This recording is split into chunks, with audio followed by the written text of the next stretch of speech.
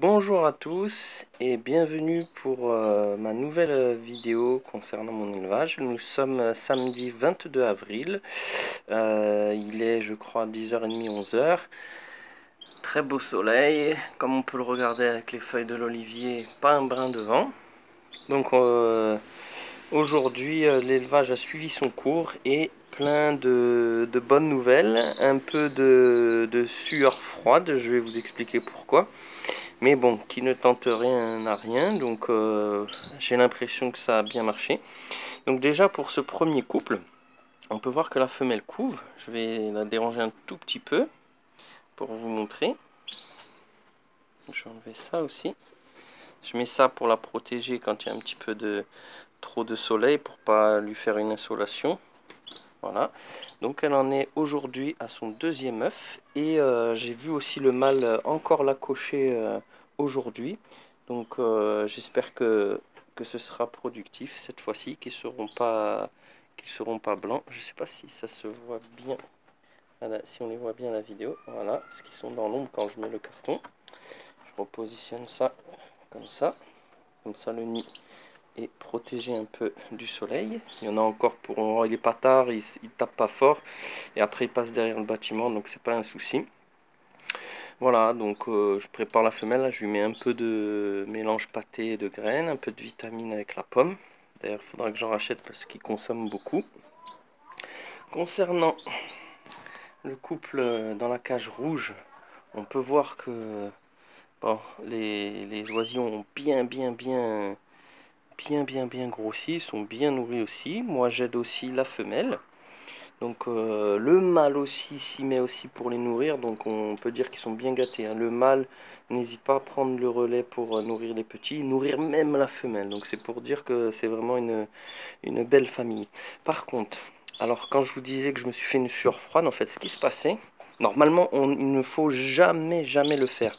Moi c'est pour, voilà, pour que... Voilà, parce que la famille ne supporte pas trop non plus les odeurs quand il y a trop de caca. En fait, il y avait énormément de caca, comme vous le savez, les petits font caca sur le bord. Et ils étaient plongés aussi un peu dans le caca. Et j'avais peur en fait qu'il y ait une invasion de poux, de bactéries ou de virus qui mettent en péril leur santé. Donc j'ai redécoupé un morceau de serviette, j'ai enlevé le sale, je l'ai mis de côté au cas où. Et j'ai mis un nouveau tout propre pour qu'il soit bien au propre et éviter les invasions de bactéries, de poux et tout ça.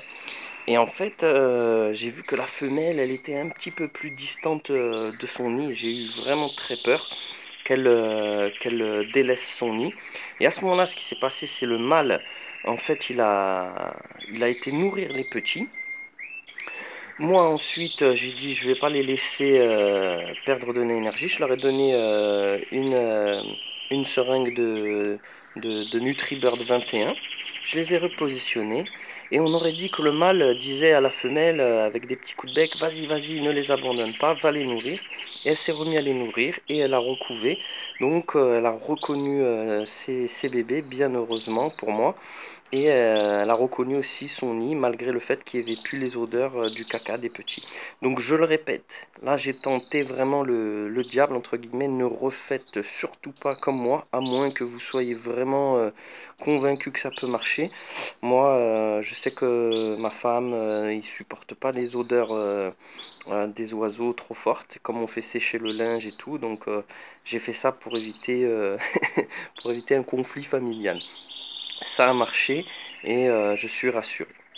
De l'autre côté, toujours les deux cages sont côte à côte et le mâle est toujours séparé. Et là, super surprise, un troisième petit est né.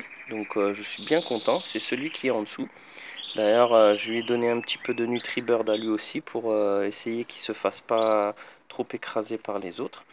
Et donc, il y en aura trois. J'avais peur qu'il n'y en ait que deux. Le troisième est né aujourd'hui et en fait il doit avoir 2 jours de retard au moins sur les autres. Donc voilà, ça suit son cours, elle couve bien et elle les nourrit bien. Donc je vais surveiller bien attentivement toujours ces trois petits là. On voit que celui qui est en dessous, il a quand même le jabot partiellement rempli. On peut le voir là. Voilà, donc à suivre.